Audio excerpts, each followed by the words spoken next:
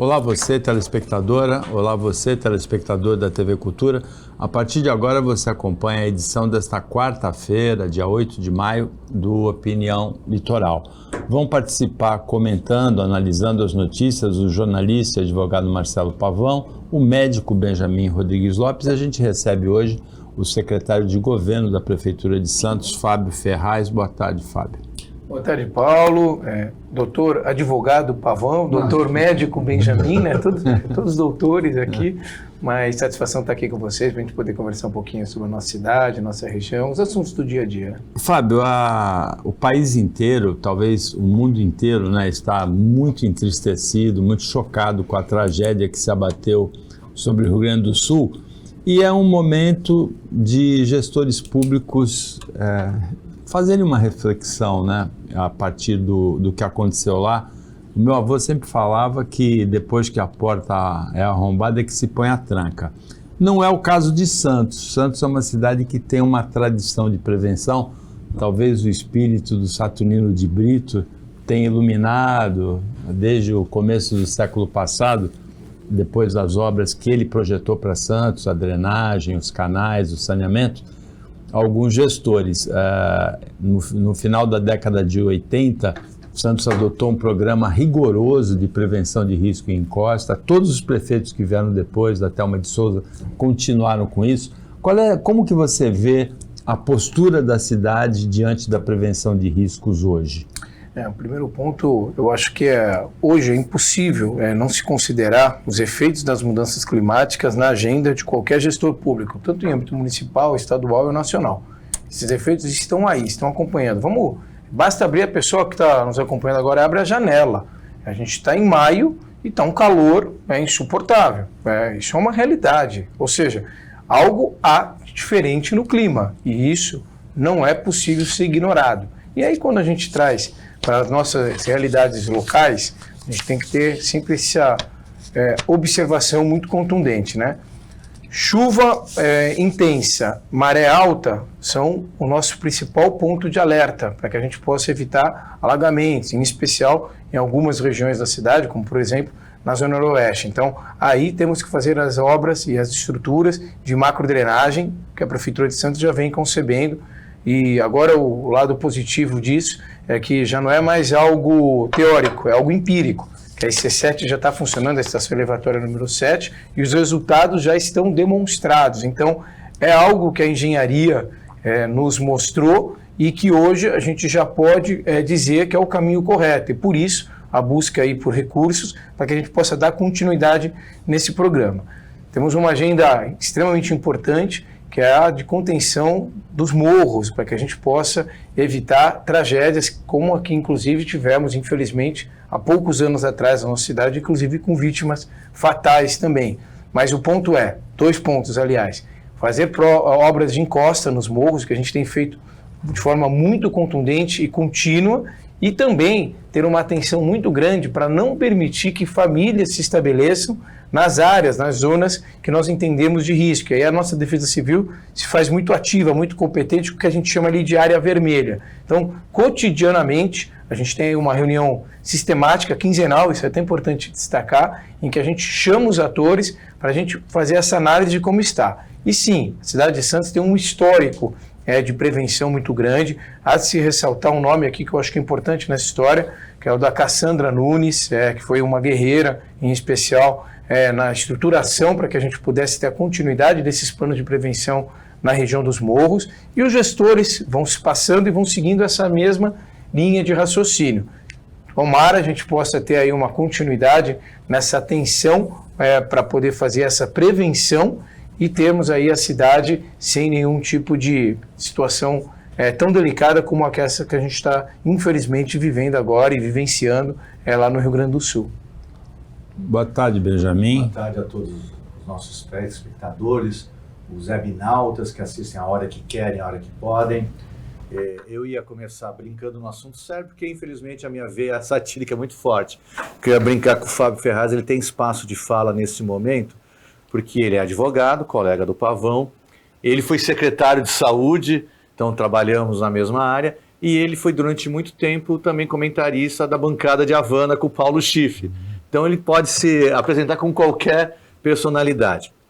E aí eu começo algumas pequenas discordâncias. Eu vou fazer uma coisa que eu não gosto de fazer, mas só a única menção aqui é a bancada de Havana, eu discordo aqui, eu sempre faço essa menção, mas de qualquer forma... Eu só tenho a carteirinha da bancada. Trazidos aqui pelo meu amigo Benjamin são absolutamente verdadeiros. Ele tem carteirinha, vou mostrar a foto, e agora é a bancada da caravana, que melhorou um pouco mais.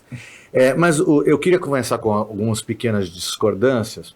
A gente fala muito dos efeitos da mudança global de temperatura, do efeito do aquecimento da Terra, e é fácil colocar no colo da viúva, e não é isso que o Fábio fez, mas que a mídia, como geral, fala muito isso. Nós vamos lembrar que a última grande enchente no complexo do Rio Guaíba, que alguns acham que é rio, outros acham que é lago, foi em 1941, quando houve o efeito El Niño. Então é algo que se repete sucessivamente. Porém, esta foi acima de todos os padrões. De 1941 para 2024, nós temos uma mudança regional muito importante. A cidade de Porto Alegre, ela praticamente se impermeabilizou. E a gente sabe, eu não sou engenheiro, mas quem constrói na beira do rio tira a possibilidade de escoamento de enchente. Rio é para encher e transbordar. Desde a civilização dos egípcios, a gente sabe disso. E era uma dádiva da natureza. Era a enchente do Nilo que trazia fertilizante para o povo do Egito. Nós, infelizmente, com a impermeabilização das cidades, tiramos a dádiva e construímos tragédias. A cidade de Porto Alegre, ela inclusive, como Santos, tem áreas que são abaixo do nível da água. Santos tem na zona noroeste regiões que são abaixo do nível do mar. E haviam bombas para drenar essa água, que foram desligadas. Além disso, estava na Folha de ontem, a Prefeitura do Rio Grande do Sul, da capital, não investiu em obras de controles das enchentes. De todos os deputados federais do Rio Grande do Sul, apenas 3, e por um acaso 3 mulheres, 2 do PT e uma do PSOL, mandaram emendas para que a gente tivesse medidas para mexer no meio ambiente. Estou começando esse pequeno discurso para dizer o seguinte: o gestor local tem compromisso e tem que ter o compromisso. Santos tem, desde Cassandra, mudando o governo, sendo governos diferentes, até de oposição, manteve-se um bom trabalho na prevenção dos morros, que nós não vimos no Guarujá, não vimos em São Sebastião, não vimos no Rio de Janeiro e agora não vemos no Rio Grande. Bom, boa tarde. Boa tarde, Paulo. Boa tarde, Benjamin. Boa tarde, Fábio. Fábio, eu queria te fazer 2 perguntas, descendo da bancada como cidadão, 2 preocupações que eu tenho. A cidade está um canteiro de obras, obras de saneamento, obras de alargamento dos dutos da canalização das águas, enfim. Tem muita coisa acontecendo e muita coisa que precisa continuar acontecendo. Então, a primeira pergunta seria: nós temos eleição esse ano. Pode ficar a atual gestão, que vai disputar a reeleição, e pode vir uma nova gestão. Primeira pergunta é: corremos risco de paralisação das obras ou interrupção das obras na hipótese de um governo diferente? Essa é a primeira pergunta. E a segunda: nós já temos um caso na orla de um prédio que faz sombra na praia. Agora está uma grande discussão de um prédio que vai ser construído ao lado do orquidário, que vai fazer sombra ao orquidário. A pergunta é: não está na hora da gente começar a limitar esses monstros que estão entupindo e destruindo a mobilidade da cidade? Vamos lá, 2 pontos importantes. Primeiro, interrupção de obras, né? O que nós esperamos de verdade é que não, sendo muito objetivo. É evidente que nós temos de 4 em 4 anos a festa da democracia, o que é ótimo, e temos aí a oportunidade de continuidade ou de renovação de quadros na gestão dos municípios, do Estado, da União. E o que se espera é que os gestores sejam responsáveis e que tenham a manutenção de contratos e, sobretudo, de planejamentos que já foram traçados para a cidade. É verdade, a nossa cidade hoje tem um conteúdo de intervenções bastante amplo. Talvez aí a principal veia disso seja o vetor da mobilidade por conta do VLT, o que está trazendo transtornos temporários, isso é fato, mas que terá benefícios duradouros. E o que se espera é que se tenha a continuidade de uma gestão e que, se não for possível, se essa for o entendimento da população de que há de se fazer algum nível de mudança, que se tenha a continuidade do planejamento. Agora, o segundo ponto. Desenvolvimento urbano, sem dúvida, é um dos principais temas, aliás, um dos mais gostosos de se fazer quando a gente fala de políticas de planejamento das cidades de forma geral. A nossa cidade fez essa discussão no final da década de 90 e, de certa forma, relativizou a possibilidade da verticalização de forma mais ampla, mais extensiva na cidade. Os efeitos estão aí. Hoje nós somos a cidade mais verticalizada do país. Isso pode ser bom para a economia, é positivo, porque de fato a gente tem aí uma lógica de termos aí uma circulação de recursos mais expressivo, fazendo que os orçamentos municipais sejam mais alavancados, o que é, numa primeira visão, positivo. Porém, é claro que tem uma discussão da conurbação das pessoas, ou seja, quanto mais pessoas são concentradas, fatalmente há de se ter uma maior riqueza de disponibilidade de serviços públicos, o que se é equacionado com o aumento da tributação que é gerada por conta do fluxo maior de circulação de serviços. Então, essa equação tem que ser sempre bem suportada pela gestão pública municipal e se espera, e o que a nossa cidade tem um histórico bastante positivo, que a população conduza gestores públicos que consigam entender essa disposição e fazer o equacionamento dessa necessidade que são geradas justamente pelo acúmulo maior de pessoas em função da verticalização. Para isso, se faz necessário discussões como essa que a gente está fazendo aqui, entender as necessidades, mas, sobretudo, planejar. E planejamento se faz em vários vetores. Um foi citado aqui, que eu acho bastante importante, por exemplo, a troca de tubulação. Então, vamos lá. Tem ruas aqui que a gente tinha há 10, 20 anos atrás, 5 casas de um lado, 5 de outro. Hoje nós temos 4 prédios de um lado, 4 prédios do outro, 2, 3 prédios de um lado e do outro, cada um com 30 unidades familiares, no mínimo. Então, onde se tinham 20 famílias, só ajudando uma conta rápida, hoje tem 100, 120 famílias. Então você tem que fazer uma reestruturação urbana, mas isso está sendo feito. É isso que está sendo realizado nesse momento. Às vezes a pessoa, trocou a via, mas trocou a tubulação embaixo. As pessoas não estão vendo isso. Mas isso se faz necessário para que a gente não tenha prejuízo na vida das pessoas no dia a dia. Da sombra do prédio no Orquidário, o Fábio Ferraz fala depois do intervalo. A gente volta já já.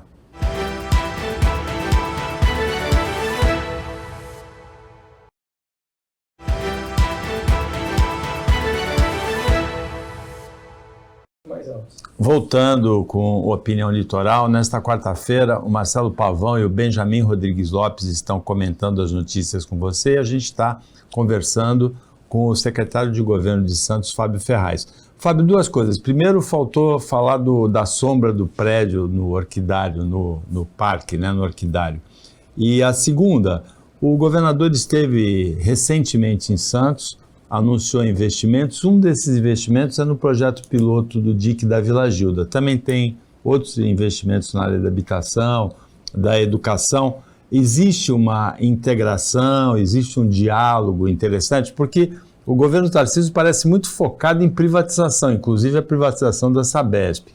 Tem a polêmica das operações policiais aqui na Baixada Santista, que elevaram muito o número de mortes pela polícia no estado de São Paulo nos últimos anos. Mas tem também esses anúncios de investimento. Como é a situação? Então vamos lá. Bom, primeiro, sem dúvida, a verticalização vai trazer alguns dissabores. Isso é fato. Já acontece na faixa de areia, isso é um fato. Nós tínhamos aí um padrão médio de 17, 18 pavimentos no máximo, alguns anos atrás. Hoje nós já temos edificações com 30, 35 pavimentos. Sem dúvida teremos dissabores em regiões importantes, como por exemplo o Orquidário, Todos nós temos histórias do Orquidário e fatalmente, em função dessa autorização que há hoje na cidade, nós teremos esse nível de dissabor. O que cabe a nós promovermos a discussão. Então, hoje nós estamos em aberto o processo de audiência pública para a discussão justamente da LOAS, que é justamente a legislação específica que vai cuidar do desenvolvimento urbano e que pode, eventualmente, caso seja de interesse geral da comunidade, permitir travas nesse processo de verticalização. E é interessante que, por outro lado, há parte da população que acha absolutamente positivo, inclusive demanda que isso de fato aconteça, tomando até como exemplos outras cidades daqui do nosso país mesmo, Balneário Camboriú, tem lá as torres que tiveram algum nível de impacto econômico positivo para aquela localidade, só para citar um exemplo, dentre outros. Então, a discussão há de ser feita, as pessoas sem dúvida não vão pensar igual. Agora, em cima da discussão, o município executa aquilo que é autorizado e hoje, de fato, é permitido que se tenha esse tipo de empreendimento acontecendo na cidade. A relação com o nosso governador Tarcísio de Freitas é extremamente positiva, né? Nós tivemos agora, inclusive essa semana, alguns anúncios importantes, 80 milhões de reais que teremos aí de investimentos do governo do estado aqui na nossa cidade. Eu destaco aí, sem dúvida nenhuma, o Parque Palafitas. Nós temos uma difícil realidade ainda na nossa cidade. É verdade que avançamos nos últimos anos. Comecinho ali de São Manuel, por exemplo, nós conseguimos remover as famílias que estavam em situação bastante delicada nas palafitas, já para conjuntos habitacionais dignos. Mas ainda há muito a ser feito no que se trata de remoção de famílias em palafitas. E quando a gente fala palafitas, pessoal, o Benjamin certamente conhece bem essa realidade, por ser um gestor da área da saúde. A gente está falando de uma situação muito indigna, realmente, das famílias que não contam sequer com saneamento básico para poder ter a sua residência. E o conceito agora é a gente fazer o Parque Palafitas. Basicamente, do que nós estamos falando, fazer com que moradias consideradas ainda palafitas, porque de certa forma vão estar na área ainda do mar, sejam realizadas de forma bem estruturadas, com respostas sustentáveis do ponto de vista de engenharia, mas sobretudo com dignidade às famílias. Então, saneamento básico, estrutura de rede de energia elétrica sustentável, captação de energia fotovoltaica, enfim, moradias corretas para que as famílias possam estabelecer no mesmo local que elas estão. E aí vem a inovação do programa. Quantas famílias tem ali? Porque o projeto é para 60 moradias, né? 66 famílias seriam no projeto piloto. O piloto validado, a gente já replica em mais 360 ato contínuo, já tem isso planejado. Portanto, numa primeira visão, a gente pode considerar pouco mais de 400 moradias estabelecidas. O piloto de 66, dando certo, a ideia é que a gente possa estender para quase toda a margem de Santos. É evidente que teremos ainda um desafio do outro lado da margem, São Vicente. Aí a gente já está falando em algo em torno de 1.500 moradias, que seria algo absolutamente sustentável para, de fato, virar a página das palafitas da cidade de Santos. Quando, no comecinho, o Fábio me roubou, porque eu ia citar a Cassandra, mas ele foi mais rápido do que eu ia citar agora um outro médico. Santos é rica em pessoas com criatividade. É o Fábio Mesquita. O Fábio Mesquita, amigo em comum nosso, ele é o maior especialista do mundo em redução de danos. Por que eu estou linkando redução de danos? Porque, infelizmente, Pavão, vai ter sombra no orquidário. Porque lá atrás, ninguém parou para pensar no plano de desenvolvimento da cidade que não deveria se permitir a construção de um prédio de 30, 40 andares no orquidário. Como muito mais atrás, não pensaram isso no Guarujá, e nas Pitangueiras tem sombra na praia, e a praia é perdida. A gente não consegue, às vezes, chorar o passado, lamentar apenas. Tem que pensar no futuro, tem que pensar diferente. O Parque Palafitas é uma saída extremamente interessante. Eu, já um pouco mais velho, já vi, na época do Davi Capistrano, a promessa de que teria sido urbanizada aquela área. E foi feito também, infelizmente, o Parque Piloto, infelizmente, numa situação muito parecida com o que o Pavão perguntou, mudou o governo. E aí, o projeto parou por aí, o DIC parou naquele momento. Espero que haja uma continuidade, se não de governo, pelo menos de intenção de resolver este problema. Do nosso governador, eu queria dar uma cutucada, não vou fazer isso, porque a grande matéria de hoje é que não há nada parecido com um amigo quanto um inimigo. Hoje está no jornal, na Folha de São Paulo, que o secretário de Segurança, um expert em segurança pública, acabou de ser nomeado para a comissão do metrô com salário simples de R$67 mil. É Brasil, né?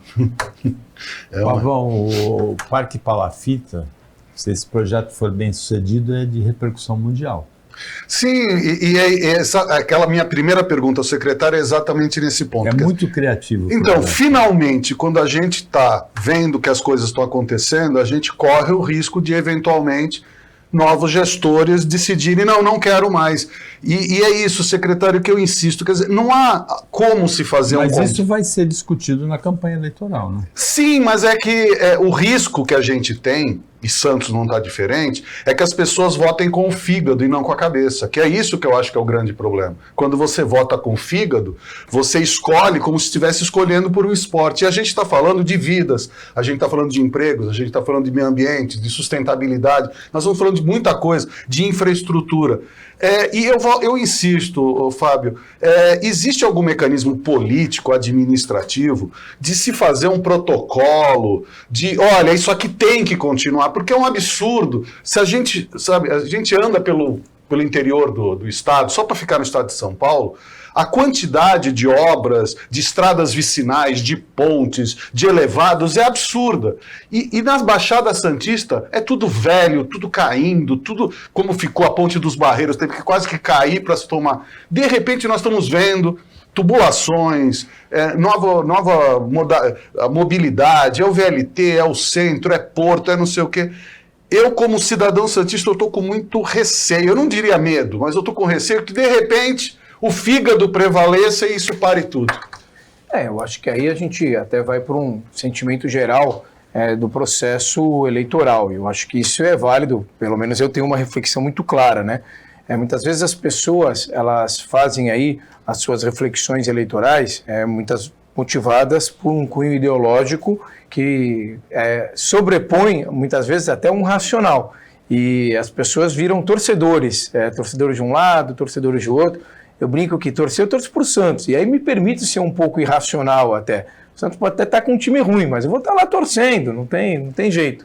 Não vai mudar a minha torcida. E eu acho que eu convido as pessoas sempre a fazerem reflexões um pouco mais objetivas, de entenderem, de compreenderem. Bom, pera lá, aqueles que estão se propondo a contribuir com a gestão pública realmente conhecem, têm a experiência necessária, de certa forma, já prestaram alguma contribuição concreta, independente de, factoides, de ficar falando na internet, o pessoal gosta de falar agora a lacração, né, dar aquela lacrada e tal. Isso é bacana, é divertido, mas e a hora de trabalhar mesmo, de entregar de fato as ações que são necessárias para que a cidade possa avançar? Essa eu acho que é uma reflexão que as pessoas podem fazer e devem fazer durante o processo eleitoral. As amarras, em parte, existem, né, que são contratos estabelecidos muitas vezes, legislações que, de certa forma, compilam uma ação a ser seguida pelos gestores de forma geral. Quer ver um exemplo bem rapidinho aqui? Nós temos um programa em Santos de metas e resultados, que é o PDR.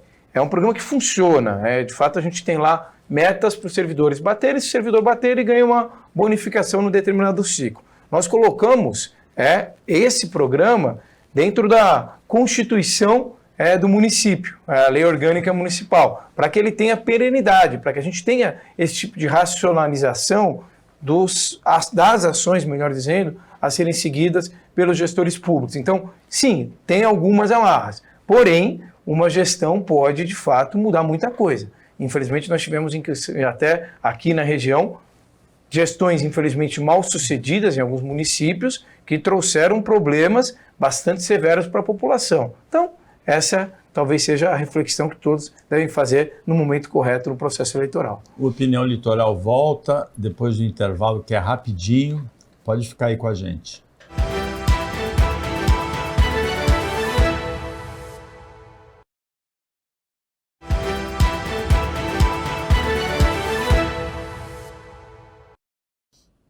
Voltando com o Opinião Litoral, agora é o último bloco. A gente recebe nesta quarta-feira o secretário de Governo Fábio Ferraz, os comentaristas da quarta-feira, Benjamin Rodrigues Lopes e Marcelo Pavão, participam. Pavão, o que você queria perguntar para o Fábio, hein? Então eu vou aproveitar que é o secretário de Governo. Eu queria, e a sua experiência como secretário de Saúde, a questão das vacinas, de dengue, vacina de gripe, de Covid, e o resto da vacinação, como é que está em Santos?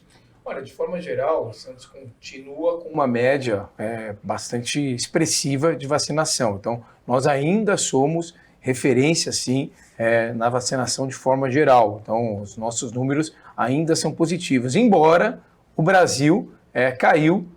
Isso é uma tragédia do ponto de vista de saúde coletiva, de saúde pública, nos índices de vacinação de forma geral em relação a outros períodos. É uma coisa que a gente tem que falar sempre. Não existe política de saúde mais eficiente. Até vou melhorar minha frase. Só tem uma que vem na frente, que é saneamento básico. Porém, na cidade de Santos, que a gente tem, com raríssimas exceções, uma delas a gente comentou aqui, que são as palafitas, saneamento sustentável, ou seja, a gente já virou essa página. A gente é a exceção do Brasil, é sempre bom lembrar. O Brasil ainda não virou a página do saneamento coletivo, mas em Santos a gente virou. Saneamento básico é uma página que a gente conseguiu trazer para a cidade. Depois do saneamento básico, nada é mais eficiente que vacina. Nada. Não tem algo que possa ser mais sustentável do ponto de vista de saúde coletiva. Então, sempre é importante a gente ressaltar para todos terem a devida atenção para preenchimento das suas respectivas carteiras de vacinação. Está aí agora, por exemplo, a vacina da dengue, que eu acho que vai ser um divisor de águas nesse tema. Espero que a gente possa ter recebimento para outros públicos em breve aqui na cidade. A gente está começando agora com um público específico, ainda pela dificuldade de ter a expansão maior da disponibilidade de vacinas, mas temos que vacinar as pessoas para que a gente possa ter, de fato, a prevenção em relação à saúde de forma coletiva. Acho que o Fábio está corretíssimo nisso, só o reparo que essa vacina da dengue, ela vai ter baixo impacto neste ano, o período já é tardio, são apenas em crianças acima dos 10 anos, mas é o começo de uma perspectiva de mudança para o próximo ano. As vacinas chegando, e aí não é problema de Santos, é problema nacional de adquisição dessas vacinas. E o que o Fábio colocou é perfeito. Eu vim hoje aqui, Paulo, se você me permitir, aproveitar a presença do Paulo e fazer lobby. Porque uma das funções melhores da gente é fazer o lobby.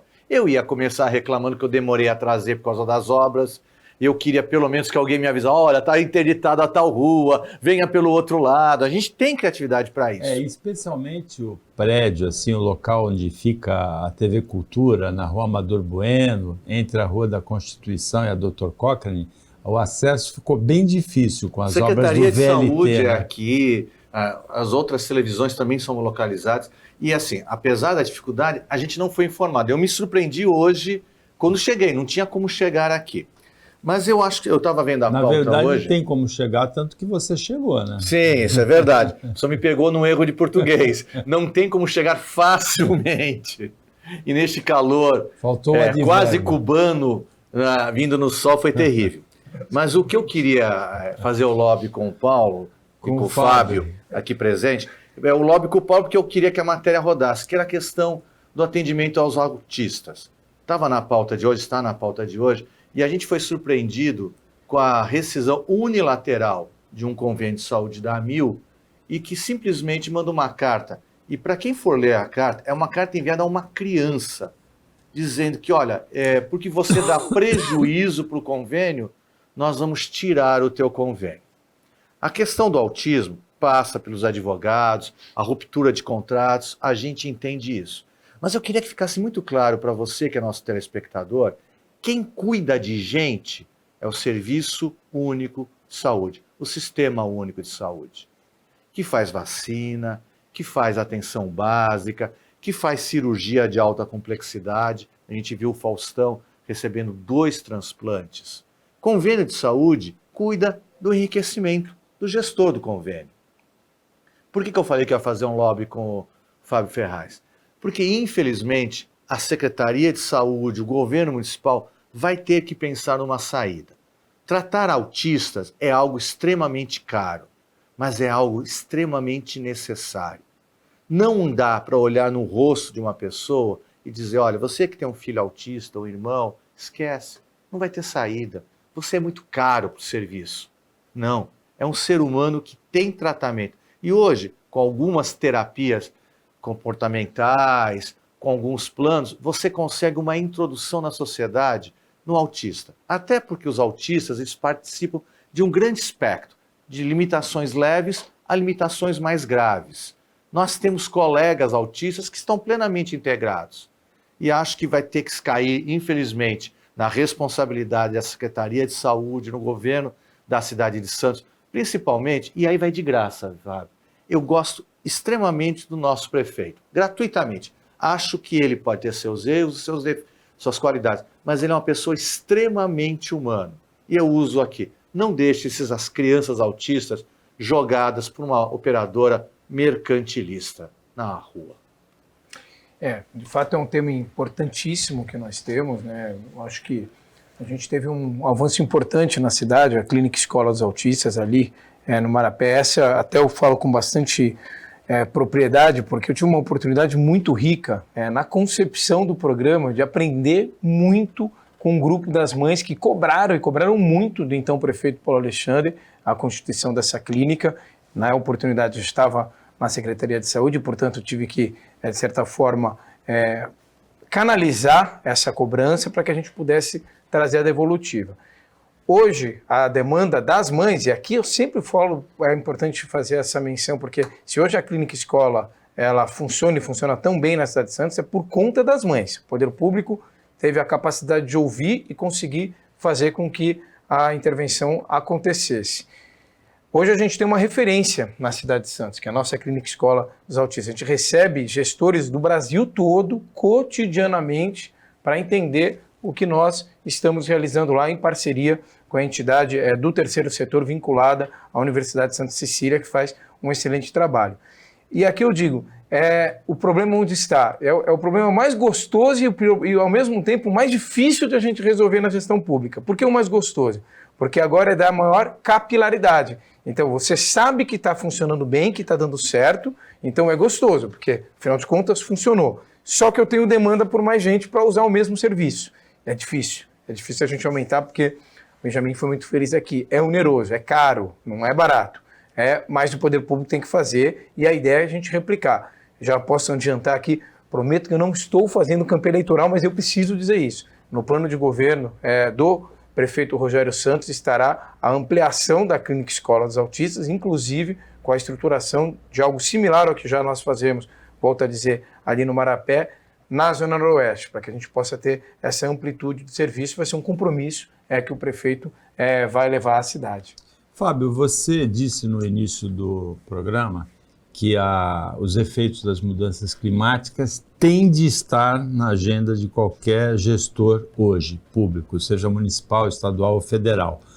O santista, o praia-grandense, o vicentino, o bertioguense, o guarujaense, qualquer morador daqui do litoral tem receio, nesse momento, olha as notícias do Rio Grande do Sul na enchente e pensa, é efeito de mudança climática, como é a elevação do nível do mar, como é um tsunami, por exemplo.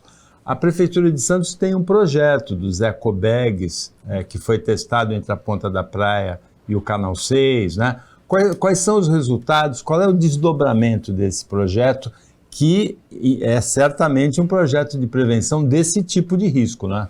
Eu estou sempre agora tentando aprender ainda mais com os especialistas do tema, né? O Benjamin mencionou aqui que a gente está um calor cubano, eu não sei porque eu nunca fui a Cuba, mas está quente. Mas ele conhece bem. Ele conhece sem dúvida, eu de fato não conheço Cuba, e deve até ser bonito lá, mas não está na minha agenda conhecer.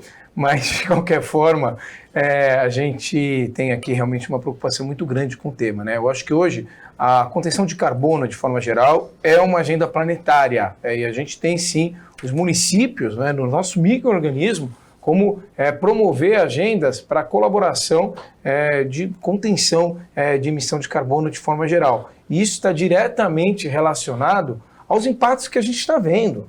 Não é normal, gente, aí não precisa ser técnico da área. Em maio está calor do jeito que está. Tem alguma coisa diferente.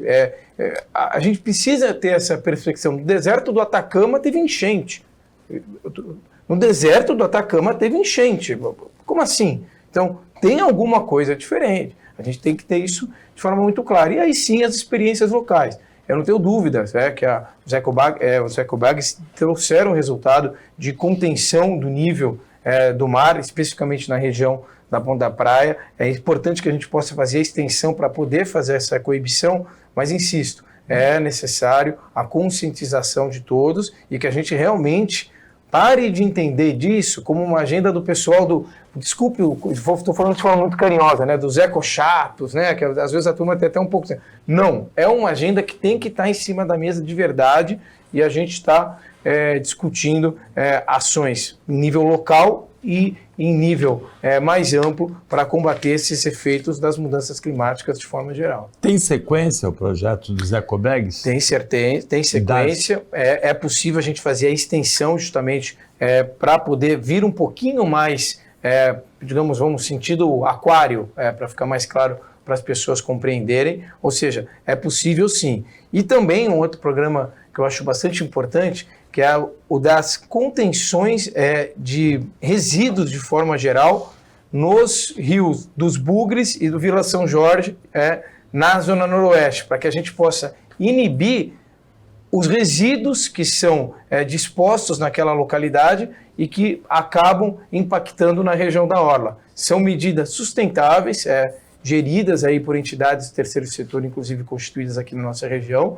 e que têm realmente efeitos práticos já demonstrados de forma empírica. Chegamos ao final do Opinião Litoral desta quarta-feira, agradecendo a participação do Benjamin Rodrigues Lopes, do Marcelo Pavão como comentaristas, a presença do secretário de Governo de Santos, Fábio Ferraz, aqui, agradecendo o trabalho da equipe técnica e de jornalismo aqui do Sistema Costa Norte e agradecendo principalmente a você que acompanhou a gente mais essa edição. Até amanhã, nesse mesmo horário, depois do Jornal Litoral, e uma ótima quarta-feira para você que você merece.